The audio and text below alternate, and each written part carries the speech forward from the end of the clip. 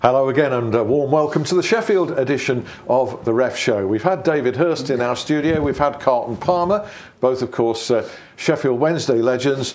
Brian Deane, I'm absolutely delighted to welcome Brian Deane. Balances everything out, all is forgiven. Former Sheffield United, well, legend, absolutely a legend, and the scorer of the first Premier League goal ever in 1992, and you didn't just score it against anybody either, did you, Brian?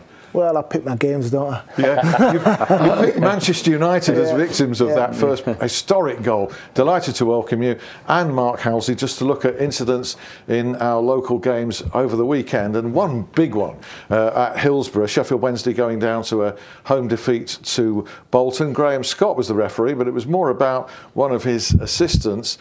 I was at Hillsborough, the late disallowing of what has been shown to be a perfectly good goal by Stevie May. Now, it was a cracking shot on the run by Ati Nuhu, which cannoned off the crossbar, came back. Stevie May's anticipating to get in there.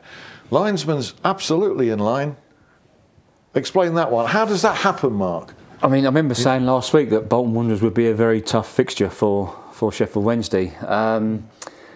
I think he's lost concentration, he's lost his focus. I think he's more focused on is the ball going to cross the line, you know, hitting the bar, coming down. Yeah. And I think he's just, and all of a sudden he's seen the Sheffield Wednesday forward in an offside position. Fraction of a second later. A fraction of a second later, the picture changes, and I think he's guessed. He's guessed, and it clearly shouldn't have been ruled out. He's watching the shot hit the bar, and it's only then that he's looking to see where. And Stevie May's very unfairly, because he's doing what Brian. He's doing what all good strikers do. Have you been?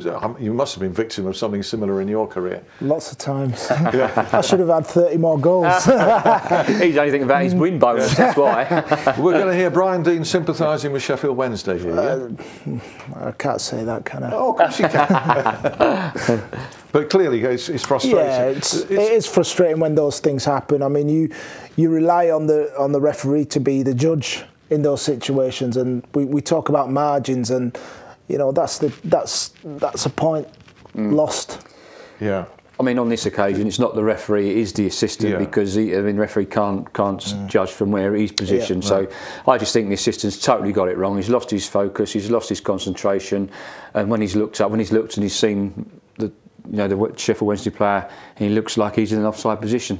I thought that after that, but I haven't actually seen a video of this. It was following that incident. I thought there was a good case for Maguire of Wednesday being tripped just inside the area and a penalty. I think it was. I saw the incident on the league show.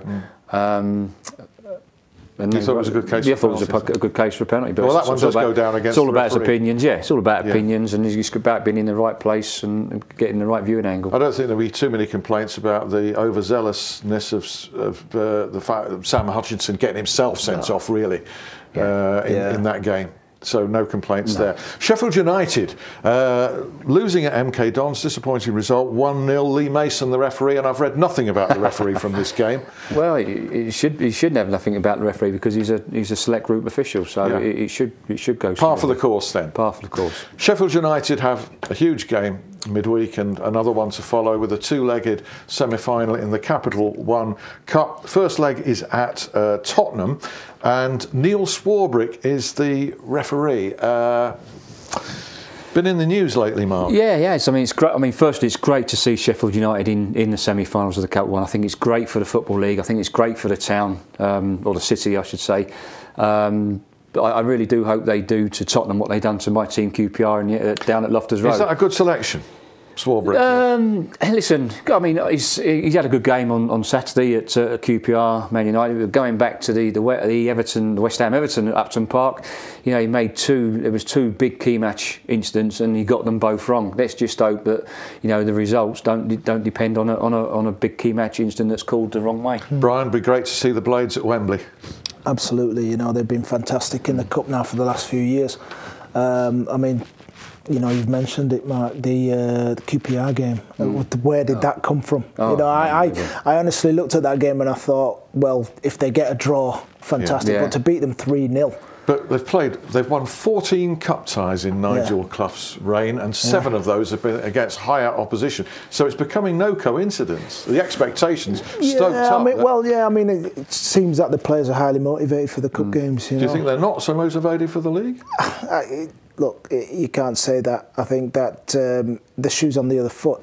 When you're playing against teams, they probably feel as though they've got less to lose in those cup games. But they're showing their quality, and they're showing that really they're really in a false position in the league. They should be higher, shouldn't they? Yeah, but I mean, the other thing is they've probably played more games now than the other teams around them. So you would like to think that when they play those games in hand, that they do move back up the league. Okay, Brian, thanks very much. Mark, I'll say it'd be great to make it 16 cup wins, wouldn't it? And I mean, it'd be fantastic for football if we see Sheffield United at Wembley in the final. It'd be fantastic. Let's hope so. Mark, Brian, thanks ever so much. Pleasure. And thank you for joining us. Another Ref Show for Sheffield. We'll be here next week. Bye.